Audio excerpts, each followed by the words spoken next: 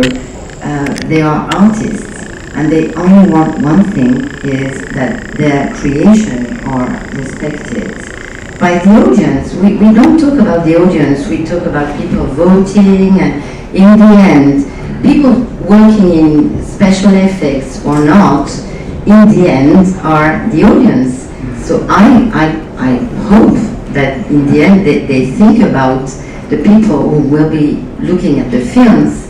I think it's a wrong debate, because we should not talk about how it is made and how much it costs and everything. We forget too much and too often that we do films, well, they do film because I don't, to be seen by most of the people. And that's the problem, I think. We at the festival try, because of course the tendency when you have experience, the colleagues of mine who are selecting the film are working for the festival since many years. They know everything. Sometimes I say, you remember this film with this little guy? They know everything, the title, the year of production, everything.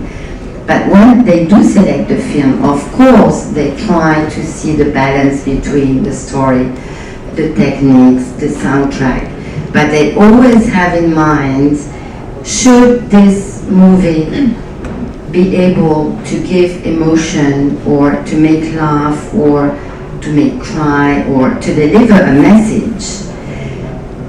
I want just to say what John Lasseter, 10 years ago, he was at the festival, at the Annecy Festival, as a jury member, and he did a kind of master class with 900 people attending. Most of them were young creators or students or young directors.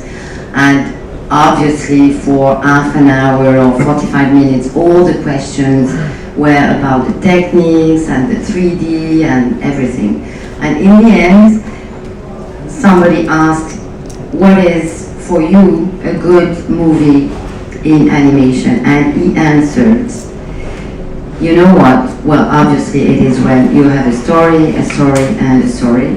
And the second point, he said, it is when after 3 or 5 minutes you forget it is animation. It should be only a movie, and that's it. I agree. Are you still taking questions or time? Yeah. I thought it was very interesting to talk about actors and their value. I was amused by Antonio Banderas saying that 20 years ago you couldn't speak English, and now he's one of the highest paid actors on voiceover artists and animation. Similarly, the question I have is, how much does the actor determine how you finance your films? How important is that? We talked about that space. And secondly is accents as well. One of the breakthrough genres of cinema that everybody seems to watch.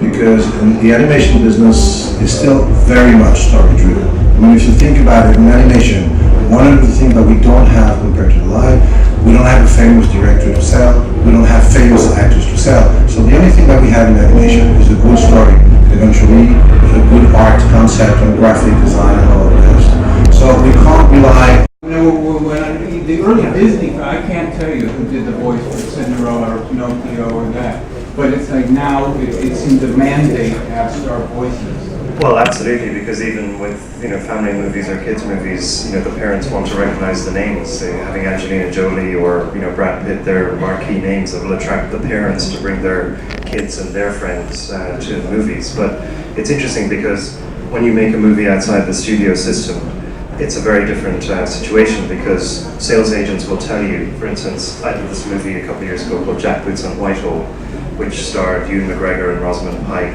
Timothy Spall and Richard E. Grant, brilliant British cast. But internationally, because animated movies are dubbed in France, Germany, or not France, but France, Germany, Italy, Spain, having Ewan McGregor and Rosamund Pike is absolutely meaningless, because it'll just be dubbed by an unknown actor or actress. So it really has to rest on, like you were saying earlier, on the story itself and the power of the images. But it's interesting what you were saying about 2D and 3D, because the Christmas movie that I'm producing at the moment, Saving Santa, again, it's got a very British cast. Martin Freeman is the lead. We've got Joan Collins, Tim Curry, Tom Baker, Noel Clarke, who are really, with the exception of Martin Freeman, completely unknown to a family audience. But we originally started making the movie in 2D only. And then when we showed footage to the studios, they said, listen, you've got to make it 3D, you've got to do this in 3D. So we raised some more money, and we're doing concurrently a 2D and 3D version at the same time. So, and how we see it is that you broaden the audience, the choice for the audience, and you also potentially broaden the audience. And in terms of cost differential, there isn't, in my experience, a huge gulf in cost between doing a 2D and 3D version of the movie. I would like to say we are producing also movies, that's why we are not only doing service. With the voices, it is not only about the talent and the star name, because sometimes their voice is not that talented because they are actors and not voice talents.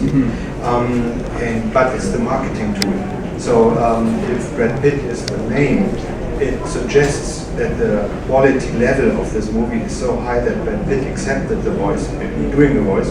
So if this movie is dubbed in German, for example, in France, and with another voice, no-name voice, but on the poster stands Brad Pitt, they think, Brad Pitt was there, so... I might debate that, because I think